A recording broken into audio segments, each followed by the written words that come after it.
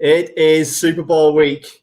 We are talking DFS. This is the full 10 Yards Fantasy Podcast. Eyes peeled, everyone.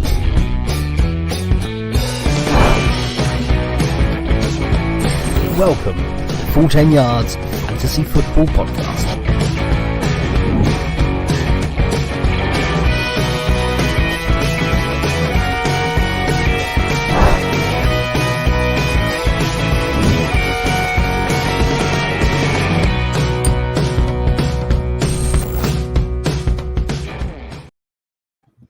Hello and welcome to the latest edition of the Full 10 Yards Fantasy Podcast. You're joined by me, David, and we've also got in the room Rob and Jack from the Kickers Matter Fantasy Podcast. Jack, how are you doing, my friend? I'm good, guys. Thanks for having me. No, yeah, really great to have you on. I think, Rob just said as well, the last time that we got to speak was in the Podathon back in September. And how long does that feel ago? Like, how much has happened since then? And we're finally here. Now. We're finally here at the end of the season. Yeah. Long time. But it's good, really good to see you. And Rob, how are you doing? Yeah, good, mate. Yeah, good, thanks. It's probably been as long for me, I should think, hasn't it, since I spoke to you on a podcast? Yeah, it's like weird. It's like we get to the end of the regular fantasy season and it just seems to, it's that time that us fantasy guys, obviously we've got the DFS going on, but it's like our off season, the postseason, and then straight back into it with as soon as the Super Bowl's finished with rookie drafts and such like. But here we are to talk DFS. Obviously, it's the big game on Sunday. It's the Super Bowl, the Kansas City Chiefs and the Tampa Bay Buccaneers. So Jack, what does a Super Bowl Sunday look like for you? I know it's obviously a little bit different this year. Perhaps the plans that you would have had have been put out. So what will this Super Bowl Sunday look like for you? Yeah, you're right. It is a bit different. I normally go up to London I normally start about 4 o'clock in the afternoon on the Sunday, and then I normally end back home about 7 o'clock the next morning. So it's it's a lot different this year. Us at Kickers Matter are actually going to do a Zoom chat with each other while we're watching the game. Yeah, I'm sure we'll do some DraftKings stuff between ourselves. We're quite a competitive bunch over there. So it's going to be different. I'm going to be making Philly cheesesteaks and some buffalo wings as well. So a few beers and just get on the Zoom chat with the guys, really. Yeah, sounds really good, and I think it's the best alternative. The only thing that I find difficult with over Zoom with people that are also watching the game is the delays in the streams that we're watching, and you'll see people throw their hands, and you're like, what's happened? So we've got a little rule where you've got a straight face, and then you've got to wait. You've got to say until you've seen the next play and all that kind of stuff as well. But sometimes it's just too difficult. But Rob, how about yourself? What does Sunday look like for you, Rob? Similar sort of stuff going to happen in this household. There's going to be a Zoom call with me, and usually what happens on Super Bowl night is about 30 of us that get into our local sports centre, which I used to work at. And we have the keys to the kingdom all night, and we got open to the bar, and we have the main hall. So there's usually about 30 people that come, and we usually have a game of touch football sort of a couple of hours before kickoff, and then we'll sit down. We'll get a big order from the local chicken shop, and we'll sit down, have some wings, and watch the festivities with the bar open. It's usually a really good night. We'll have the fantasy football AGM because a lot of the lads that are in the fantasy leagues, that are local leagues, come to the night. So it's usually a really good event.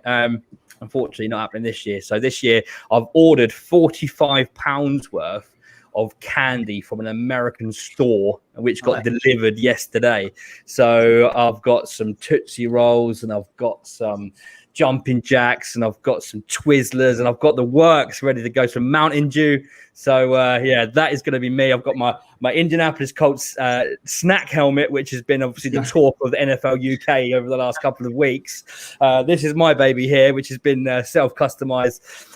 So I'm ready to go. That's going to be filled up with M&Ms, popcorn, the works. We're going to get some KFC. Me and the missus are going to love it. Nice, that sounds really good. And I remember now, Rob, we talked earlier in the season because Crew were playing at Peterborough this weekend. So I was going to come down for the weekend. We were going to go to the Crew Peterborough game and then watch the Super Bowl together and play football. And like when we were talking about that, it seemed impossible that we'd still be under COVID restrictions here in February. So Crazy times. We're gonna have to reschedule for next year. Obviously, it probably won't be so. Yeah, it'll probably be Peterborough in the Championship and you Cruiser in the League. So we'll probably watch a Championship game, mate. Yeah. I was gonna be a bit more diplomatic, and I was gonna say I'll get in touch with the EFL and see if they'll purposefully schedule that game for that weekend. But no, then you have to go in with the Peterborough getting promoted and Crewe aren't talk. But we're not here to talk football. We are, of course, here to talk American football, Real football, and the Super Bowl. Yeah, so let's get straight in. We are going to talk some DFS. So let me get up my fancy graphics. And Jack, you are up first. So talk to me about your lineups that you've got this for weekends. Yeah, so I try and steer away from the obvious choice of putting, especially in Showdown, of putting QB into the captain spot. I listen to a lot of Joe Holker. I don't know if you listened to his podcast over the season, but he's a pretty good DFS guy. But a lot of casual DFS players will just see the QB and go bang, yes, smack bang into the captain spot.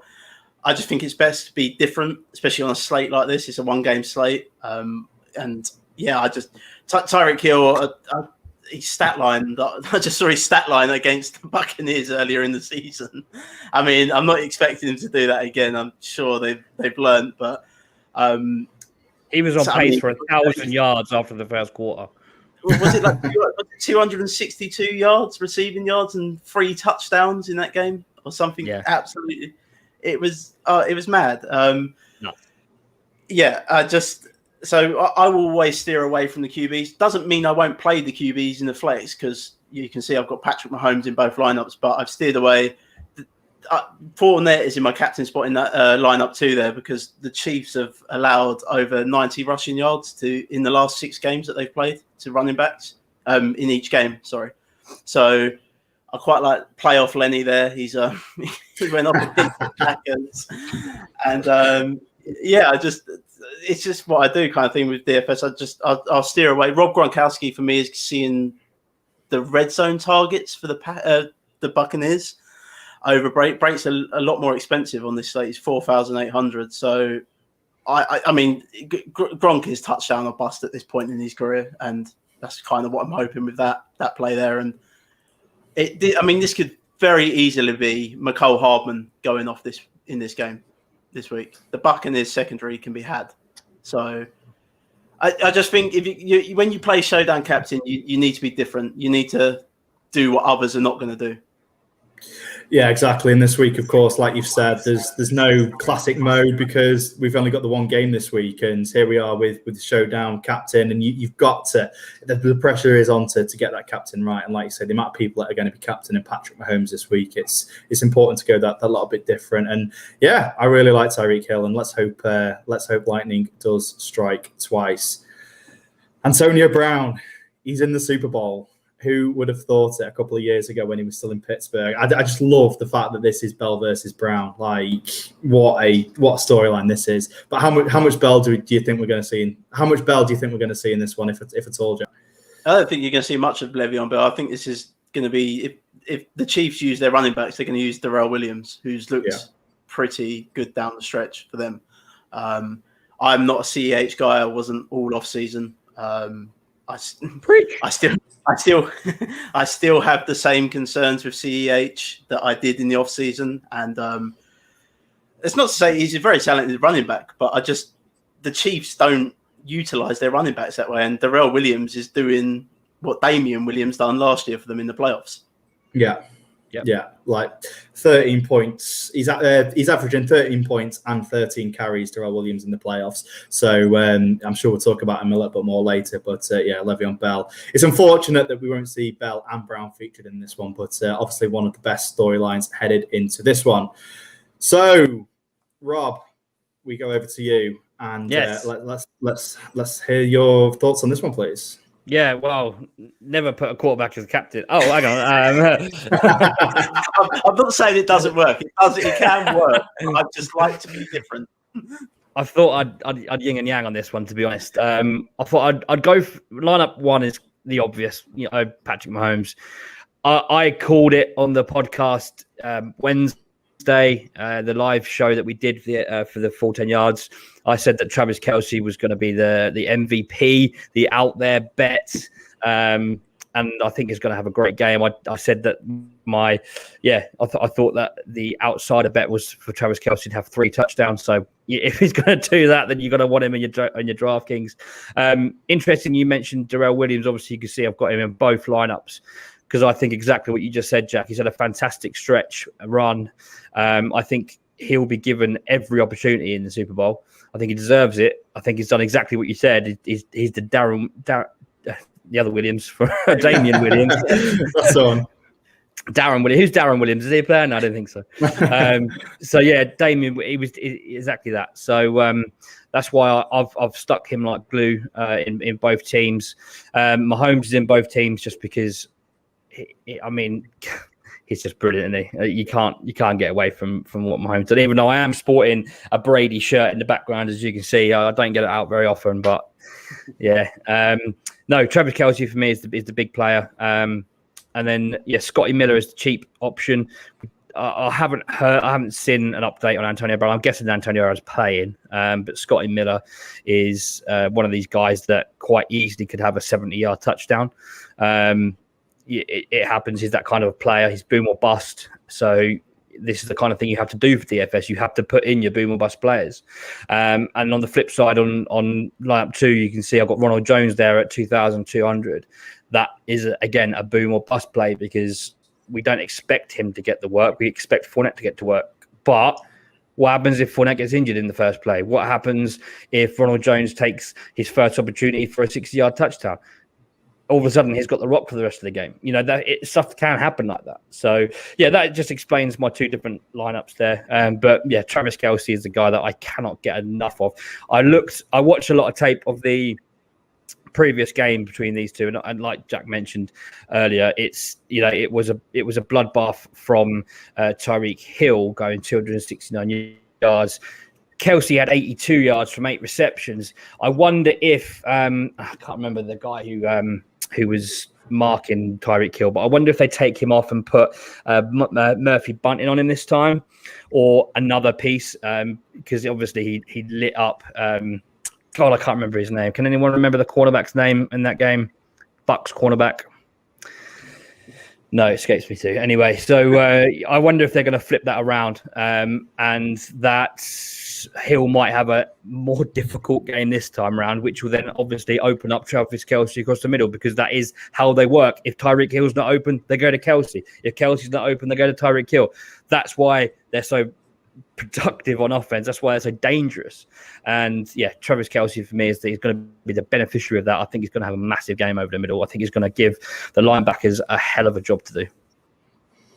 Yeah, and I suppose it is worth pointing out at this stage that there are thunderstorms predicted for Sunday evening. 75% chance of rain. The last weather report that I saw. So Ronald Jones, he should see an uptake in work just for that reason. If that ball does get wet, if it is slipping and sliding everywhere, then players like Ronald Jones, Darrell Williams, they'll get 3, 4, 5 extra carries than they would have done typically because of the weather in this one. But we'll have to wait to see to how that plays out on Sunday. So great lineups there, Rob. Colton Davis. Colton Davis is the cornerback. I just looked it up. He got absolutely drilled by Tyreek.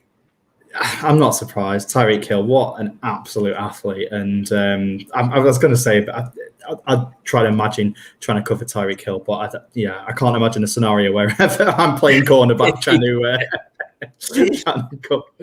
It is pick your poison with these Chiefs, though. It really is. They're just you stop one, and then the other one's going to go off against you. So it's what do you stop? It's I don't have the answer to it, and I don't know. I'd never bet against Tom Brady in the Super Bowl, but I think Jeff Reinbold, he summed it up yesterday on our podcast yesterday.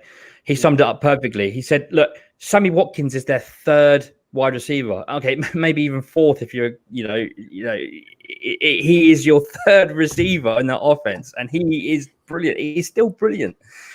So if it's not working for Tyreek, if it's not working for Kelce, it's not working for Hardman, you've still got Sammy Watkins. You've still got the weapons out of the backfield. It's no wonder they're in the Super Bowl. Yep. Yeah, and Sammy Watkins was the one that made the play last year to turn yeah. the game around to win the Super Bowl for the Chiefs. And I've spoiler alert, I've not got Sammy Watkins in any of my lineups. He's just seemingly irrelevant in this offense, despite that caliber of player that he was, and that draft class of wide receivers that he came out with. 2014 was it? Yeah, we'll go 2014 with. Yeah, what a draft class. Just draft him for week 1 every year because he goes every year. You know. Yeah, well, it's best ball. Get him in best ball because you know that 1 week he does go off, he's going to be straight into your lineup, but then probably never featured again in your best ball lineup. But yeah, great summary there, Rob. And we'll head over to my lineups, and straight away you will notice one name. I'm hoping you spot Anthony Sherman first. $400, I couldn't resist, and that's given me the opportunity to get Travis Kelce in there as my captain, with Mahomes, Evans, and Fournette in that lineup. So that lineup is stacked at the top end because I've gone all the way down to Anthony Sherman as the fullback as my bottom option there. He's only had 1 touchdown on the season. That was a receiving touchdown in week 3, and he's very touchdown dependent in this one. But we've seen it happen. We've seen the shovel passes to Kelce, but we've also seen the shovel passes to Sherman where he takes it in from the 1 or 2 yard line. So I've got everything crossed, and nobody is going to celebrate an Anthony Sherman touchdown more than me on Sunday evening should it happen. But Rob, like you said, Travis Kelce, he's got to be my captain in this one. He had 39.8 points against the Buffalo Bills in the NFC Championship game. That was a season high for him. He's averaging 23.5 points per game, and he's just been so consistent. It has been ages since he had a game less than 20 points. And as my captain, I haven't got any other choice here. But Patrick Mahomes, I've gone for a similar tactic here to you, Jack. He's not my captain in this one, but he's that playmaker in that offense. He's going to get the ball to if it's not to Hill, it's to Kelce. So he's the one that's going to make it happen. He's the one, and for me, he's the Brady, like you say, Jack, I don't think we. Well, I'm trying to spoil the money lines for later, but Brady, I think he will still certainly play a part in this game. But Mahomes is the quarterback that I want in fantasy. Fournette, Rob, I finally get my chance to gloat to you on a podcast. Fournette, I've risen on my hill. I died on that hill, and I have been revived because Fournette, he's come to life. He's averaging 13.2 points per game this season, but he's had a touchdown in all 3 playoff games, 2 rushing and 1 receiving. And in his 3 playoff games, he's had 23.2, 21.7, and 18.4 fantasy points. This guy is getting it done on the ground. And in a game where it could be rainy, they could need to carry the football. Leonard Fournette, I really, really do like him. Cameron Brate, he's also getting some touchdown love at the moment from Brady. So I like that lineup. It all comes down to Anthony Sherman. He could easily goose egg, as he did in the Super Bowl last year. But if we get a touchdown off him, I think I'm earning some money off that one. But also, we look at my second lineup, and if it doesn't go to Kelce, as we've already said, it goes to Tyreek Hill, and the ability that he's got to stretch the field and to make a big play. Of course, he's in my lineup, especially the outcome that we saw last time. Kelce and Fournette are in there as well, but Antonio Brown, this is knee pending, of course. He has been suffering a knee injury, but the reports that I've been seeing all week, it looks like they're just precautionary and that he will suit up. But Scotty Miller is in there as well. Scotty Miller, if Antonio Brown does sit, I'm going to be putting him into a couple more lineups. Very touchdown dependent, but Darrell Williams, for the same reasons that we've discussed previously, is in there as well because he's getting 13 carries a game. And for me, even though it is against the Tampa Bay Buccaneers defense, that is still good enough value at $5,200 for me to pop him into the lineups there. So yeah, DFS, it's the last one of the season. Let's hope we get some money. KFC, of course, are doing their showdown that is free to enter, so make sure you get in that as well. There is another free one that's spotted, but you have to tick the button to say that you're 21 and a US resident. I'm just wondering, how stringent is that? Do they do any checks, or is the tick box enough to say that you are a US resident? But we'll wait and see on that one. So let's talk money line. It is the moment we've all been waiting for. Who do we think is going to win the Super Bowl? And Rob, would you do me the honors of going first, please? My money line. My money is going on the Kansas City Chiefs. Listen, Tom Brady is phenomenal in Super Bowls. We know that. But Patrick Mahomes is the new hotness, and I just think that cast of characters that we mentioned it's too hot to handle. I think the Tampa Bay Buccaneers are great. I think the Kansas City Chiefs are just a step above them. Yeah, they won the Super Bowl last year, of course. So they're the ones with the playoff pedigree, if you like. Andy Reid, he will certainly have some tricks up his sleeve. But Jack, who have you got in the big game on Sunday? I've actually gone. Well, I said it earlier. I'm not betting against Tom Brady, so I've gone with the Tampa Bay Buccaneers. Reason being, I say like you, Dave. I saw the weather report earlier. If it does rain, you can run on Kansas City. And how do you stop Kansas City scoring points? You keep hold of the ball by running. Just keep running and pounding it. Tom Brady done his best to lose that game, I'd say, that NFC Championship game with them 3 interceptions. I don't think he was great in that game. But it's a Super Bowl. The Buccaneers do everything well that the Kansas City Chiefs struggle against. So especially, so yeah, I'm not betting against Tom Brady in the Super Bowl. That's what it comes down to. Only if he's playing the Giants. And I'm exactly the same as you. I am not betting against Tom Brady in this one. The pedigree of this guy, it's like the percentage of Super Bowls that he's been to in his life. It's like he's been to 25% of the Super Bowls in his lifetime or something absurd. It is crazy. This is 11th one now, and he's on course to win his 7th. If he wins his 7th Super Bowl, it'll be more than any other franchise has won the Super Bowl. Like that is just incredible. This guy just knows how to get the job done in the finale, and he will throw to anyone. He will any which way to win, he will win. I just think it's so cool that Tampa Bay are playing in their home stadium. Of course, it's the first team to reach the Super Bowl that is playing in their home stadium. And of course, if they go on to win it, then however good Andy Reid and Patrick Mahomes are, I just don't think it's this year for them. And Tampa Bay, Tom Brady will take it home. Just he will be so determined. People said he was stupid to leave New England. People said that it would be nothing without Belichick. And of course, he had his problems with Bruce Arians earlier on in the season about how the two different wanted to play the different styles of the game. But they've come together. They've got to the big game. And like you say, Jack, with this weather, they're going to run the football. Leonard Fournette, my guy, is going to get the job done. And Brady, game manager, he's going to get this one over the line.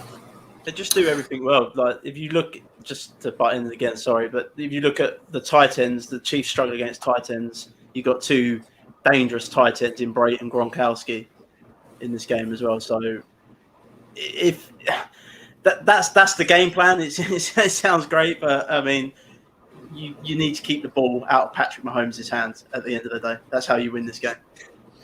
Let's just revisit Week 12 for a second, and how Tyreek Hill was on pace for 1,000 yards in the first quarter, and how the Kansas City Chiefs took the foot off the gas in the second half. Didn't even have to turn up to play. I know it was tough, but for me, I just think.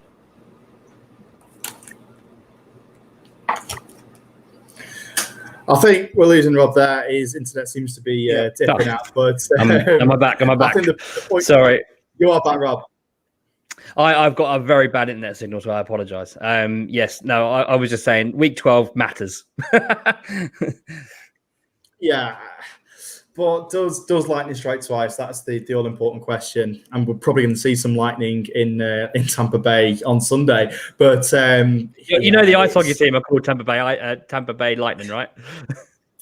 I'm not surprised why Tampa Bay don't play any home games in September because of the chance of thunderstorms out there. So I've got a feeling it's going to be like the 49ers Ravens game. Obviously, we had the power outage there in the Superdome, but I've got a feeling this is going to be like that. I've got a feeling at a critical point we're going to get a lightning delay when it's hanging by the balance. And obviously for us UK fans, that spells disaster because particularly me, who doesn't like to stay up at the best of times. But I'm really looking forward to this one. And Rob, you make a very good point about Tyreek Hill, but we'll see if lightning does strike twice. So, gents, thank you very much for coming on. Let's have a talk about what everybody's got going on. So, Rob, I know you've got so much going over in the college world at the moment. Yeah. So, talk to us about that, please.